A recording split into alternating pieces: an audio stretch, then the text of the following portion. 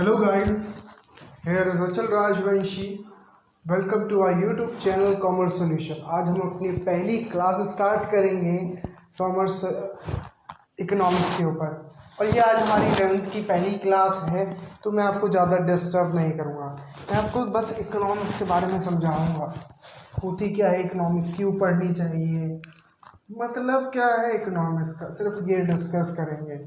ज़्यादा बोरिंग नहीं होगी आपकी क्लास, इंटरेस्टिंग बनाने की सोचूंगा। आपको लाइव एग्जांपल्स दूंगा इससे रिलेटेड। इकोनॉमिक्स क्या होता है? इकोनॉमिक्स का मतलब होता है, सबसे पहले इकोनॉमिक्स जो होती है वो किससे रिलेटेड होती है? हमारी लाइफ से रिलेटेड होती है। सही है, हमारी ह्यूमन लाइफ से रिलेटेड होती है। और इकोनॉमिक्स में हम पढ़ते हैं जो हमारी रिसोर्सेज होती हैं, जितनी हमारी रिसोर्सेज होती हैं वो क्या होती है? लिमिटेड होती है, स्केयर होती है। सही है, जो रिसोर्सेज होती हैं they are very limited. Scarce का मतलब लिमिटेड होता है, बहुत ही कम है, एक टाइम के बाद ख़त्म हो जाएगा। पेट्रोल, सही है। और लोगों की वांट्स क्या है? अनलिमिटेड। तो इकोनॉमिक्स हमें बताता है लोगों की वांट्स क्या है? अनलिमिटेड है, और रिसोर्सेज क्या है? लिमिटेड। लोगों की वांट्स कैसे फुलफिल हों लिमिटेड रिसोर्सेज की मदद से, वो हमें पढ़ाता है इकोनॉमिक्स। इकोनॉमिक्स की मदद से हमें ये सब चीज़ें पता चलती हैं। दूसरी बात यहाँ पे हमें पता चलती है, दूसरी बात क्या पता चलती है कि इन रिसोर्सेज के क्या होते हैं? अल्टरनेटिव यूजेस होते हैं। अल्टरनेटिव यूजेस का मतलब आप पानी ले लीजिए, पानी भी क्या है? अल्टरनेटिव यूजेस है।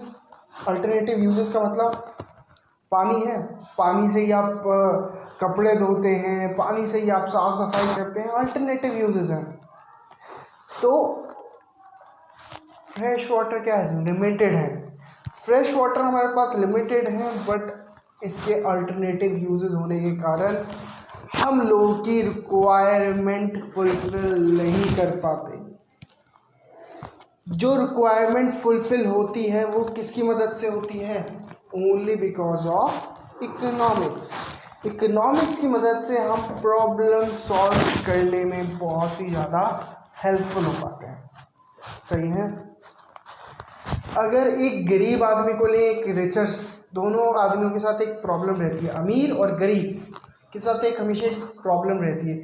एज अ कंज्यूमर वो सोचता है, यार कैसे मैं ज़्यादा, आप कभी मार्केट में खरीदने जाते हैं तो आप हमेशा सोचते हैं कि अगर मैं 20 रुपये खर्च कर रहा हूँ तो मैं 25 रुपये का सामान लूँ, चाहते हैं ना? तो हमेशा एज अ कंज्यूमर हर किसी के साथ एक प्रॉब्लम रहती है कि हमें ज़्यादा सेटिस्फेक्शन कैसे हो। और एक गरीब आदमी और एक अमीर आदमी अगर एक प्रोड्यूसर की तरह सोचे तो उसे जब भी एक प्रॉब्लम होती है कि मैं प्रॉफिट ज़्यादा कैसे जनरेट करूँ। प्रॉफिट ज़्यादा, प्रोड्यूसर का क्या मतलब होता है यहाँ? प्रोड्यूसर एक वो पर्सन होता है जो मार्केट में अपने गुड्स प्रोड्यूस करके ज़्यादा प्रॉफिट अर्न करता है। सही है, यहाँ पे एक चीज़ हमने देखी। सही है, और एक चीज़ और हमने यहाँ पे ये चीज़ देखी है कि रिसोर्सेज लिमिटेड होने के बाद भी इकोनॉमिक्स हमें टीच करता है कि हम अपना सोशल वेलफेयर और प्रॉफिट मैक्सिमाइजेशन कैसे कर सकें। एज अ कंज्यूमर अगर आप जाते हैं मार्केट में तो आप क्या देखते हैं? उसी 100 रुपये से मैं सिल्क की चॉकलेट खरीद सकता हूँ, और अगर उसी 100 रुपये से 100 का नोट है, 100 रुपये हैं एक, तो 100 रुपये में अगर 100 रुपये हैं तो 100 रुपये में मैं क्या कर सकता हूँ? उन 100 रुपये की मैं चॉकलेट भी खरीद सकता हूँ सिल्क की, और उन्हीं 100 रुपये का मैं वीट भी खरीद सकता हूँ। अब बात ये आती है कि जी हमारे लिए इम्पोर्टेंट क्या है? चॉकलेट इम्पोर्टेंट है या वीट इम्पोर्टेंट है? तो हम यहाँ पे देखते हैं कि हमारे लिए इम्पोर्टेंट क्या है, कि हमारी वो लिमिटेड पैसे में हम अपना सेटिस्फेक्शन कैसे कर सकते हैं। ये कौन पढ़ाता है हमें?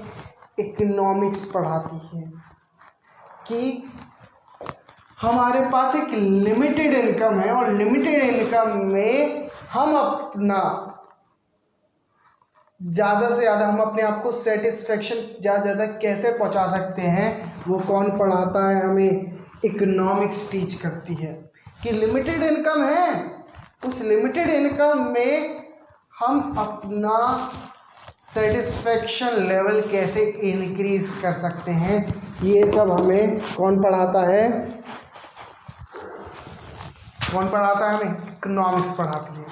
और एज अ प्रोड्यूसर आप ये सोचते हैं कि मेरे पास एक लिमिटेड इन्वेस्टमेंट है, लिमिटेड पैसा है जो मैं इन्वेस्ट करके प्रॉफिट कमा सकूँ, तो आप हमेशा सोचते होंगे यार कम से कम रुपए खर्च करके ज़्यादा प्रॉफिट कमाएंगे, कम से कम पैसा खर्च करके ज़्यादा से ज़्यादा। एज अ प्रोड्यूसर आप चाहते हैं कि आपको सेटिस्फेक्शन मिले, तो ये कैसे मिलेगा? ये सिर्फ बिकॉज इकोनॉमिक्स हमें टीच करता है कि हम कम से कम पैसा खर्च करके ज़्यादा से ज़्यादा